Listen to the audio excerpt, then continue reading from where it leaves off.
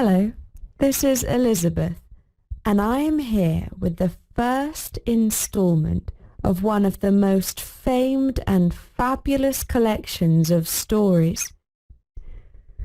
They began in Persia and India and made their way into Arabia, and for that reason they are sometimes known as the Arabian Nights. I think some listeners might benefit from a little warning that the heroine has to keep telling stories to save her life. But you can also expect plenty of wonder and amazement.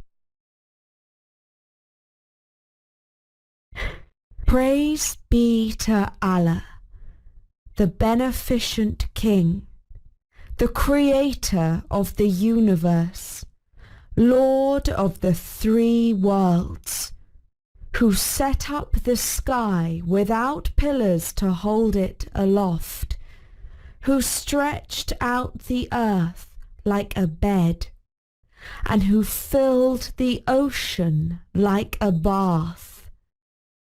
Lend me the art and the craft of she who outwitted a great king, of she who for 1,001 nights captivated the Shah while she threaded her plots around him, the woman whose stories conquered the hard heart of an all-powerful man and prevented him from carrying out his terrible intent. I speak of her, Scheherazade, the greatest storyteller the world has ever known. She lived in a time of sorrow, for the ruler of the land held in his heart an awful grudge against all women. This grudge had terrible consequences for every family in the land. But it was not always so. He began his reign with a kinder heart. His name was Shahryar. He was in the fullness of his youth and power, but as yet without a wife. One evening he stood with his younger brother, Prince Zaman, on the balcony of the palace which overlooked the pleasure gardens. They watched a young serving girl as she stepped out to the fountain to fetch water. Shahryar whispered, "See, brother, is she not as lovely as the moon and as graceful as a gazelle?" But Zaman replied, "Do not let your eyes deceive you. Although you are older than me and more powerful, yet I am more experienced in the ways of women, for I already have a wife. I tell you, no woman on earth has a pure and faithful heart. Each day I watch my queen. I see her give a visiting prince such a look that makes my blood turn angry. But it does not stop there. She gives the chief chamberlain a cheeky smile that is quite inappropriate. Why, the day before I left my palace to pay honour to you, I saw her whispering to the cook. She brings nothing but shame upon me." Shahryar laughed.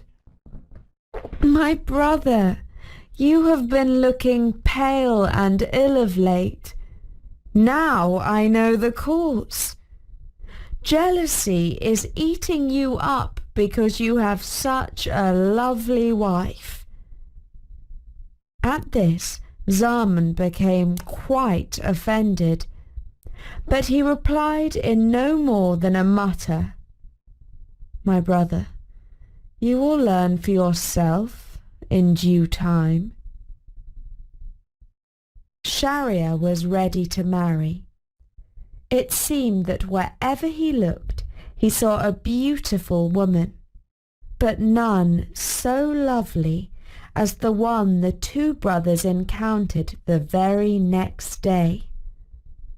They got up at dawn to go hunting. Just as the sun was spreading its gentle rays, they rode their horses side by side along the seashore. Walking towards them along the deserted beach, they saw a girl whose loveliness brought to mind the words, "She rose like the morn as she shone through the night. When she unveiled her face, the sun grew bright." As the brothers drew near to her, she gave them the sort of smile that gladdens a man's heart, and Shahryar said to his brother, "I would not be ashamed if she sat beside me as my queen." But no sooner had he spoken than a huge wave came curling into the shore, and standing on top of the wave was a great genie. His skin was orange, and his eyes blazing red. As the wave broke into white foam, the genie leapt onto the beach and seized the girl up in his hands. He turned his awful eyes on the brothers, and they were so full of fire that they feared his gaze might burn them up. Then he spoke. His voice was terrible, but his words showed that he intended them no harm. "Hear me now, and learn from my troubles.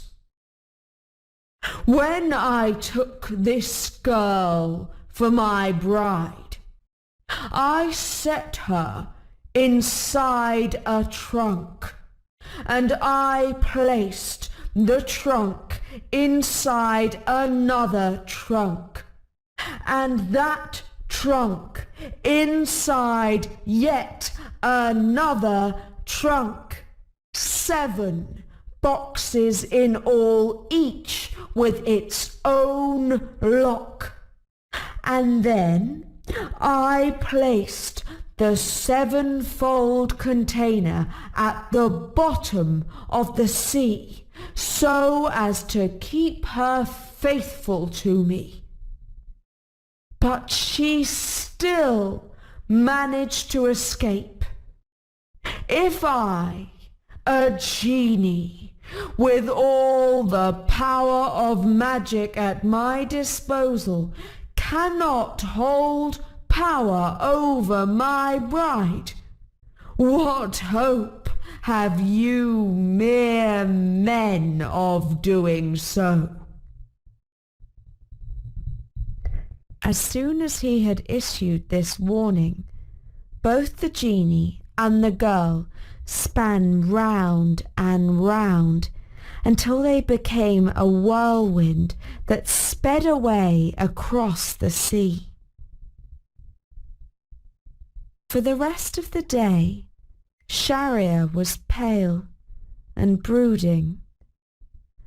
By evening, he had cheered up somewhat. As the brothers stood on the balcony overlooking the gardens once again, he said, "The remarkable occurrence of this morning has made a great impression on me. I see now that you are right. The genie has confirmed what you say.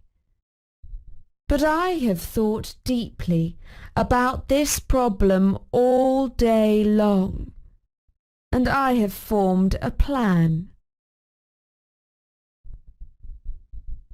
It was not long before his brother and everyone in the land found out what the Shah had in mind. As he sat on his throne the next day, giving orders to his officials about this and that, he sent for his chief minister, a man who had served him for many years, and who had 2 lovely daughters, whom in time we shall meet, Inshallah, God willing.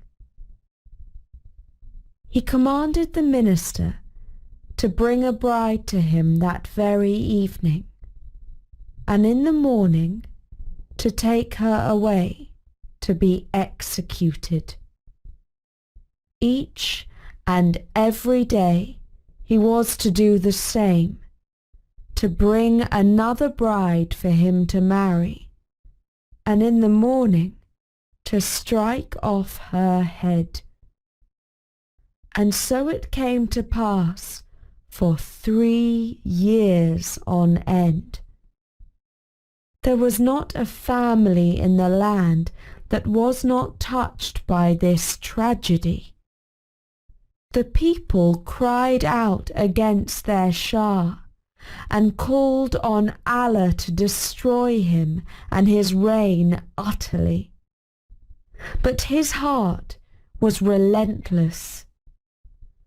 By this terrible plan, he made sure that none of his people would ever gather in a corner and gossip that his queen was faithless to him, either in thought or deed. Mothers wept or fled abroad with their daughters. At last, there was hardly a woman left in the city who was of marriageable age. As the minister searched the city, he could not find a bride for the Shah that night. He returned home in sorrow and anxiety, for he was afraid for his own life when he failed that evening to present a new bride to the Shah. Now he had 2 daughters, Scheherazade and Dunyazade. The eldest had read all the books, legends and stories in the library of the palace. She knew a great many poems off by heart and had studied philosophy and the arts. She was pleasant, polite, wise and witty. She saw that her father was looking sad, and she quoted some lines of a poem to him. Tell whoso hath sorrow, grief shall never last. Even as joy hath no morrow, so woe shall go past.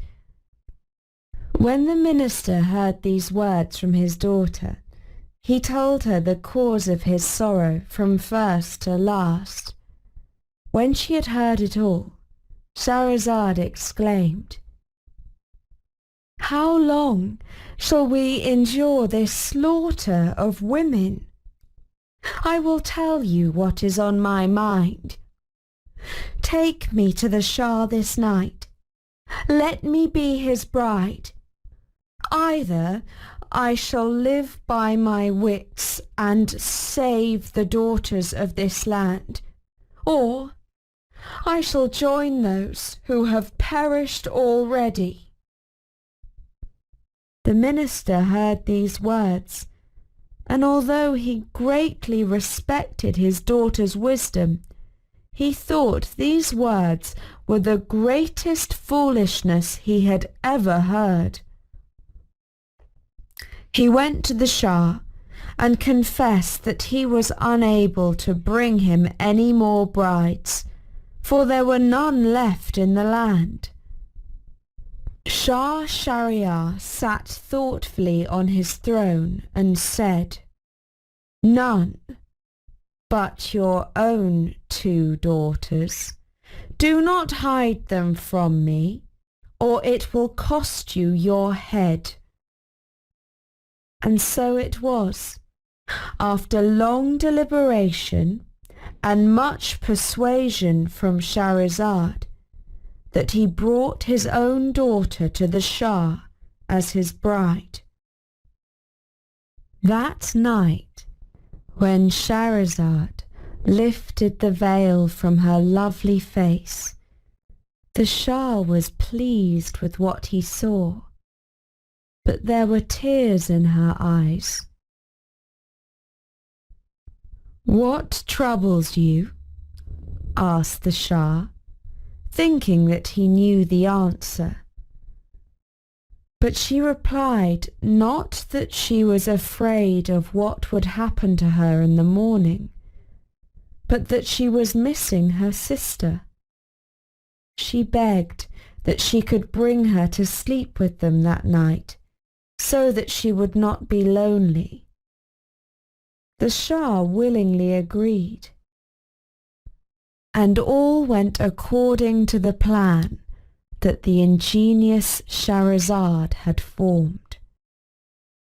Her sister, Dunyazad, slept on a couch at the foot of the royal bed, and towards morning, as she had been told to do by her sister, she awoke and said, "Oh, Scheherazade, I cannot sleep. Will you not tell me one of your wonderful stories? For there is not a soul on this earth who can spin a tale as delightful and delectable as yours."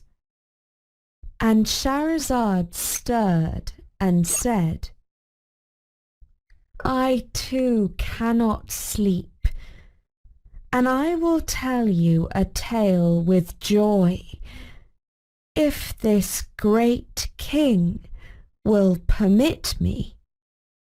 The Shah, who was also sleepless and restless, was pleased with the prospect of hearing a tale.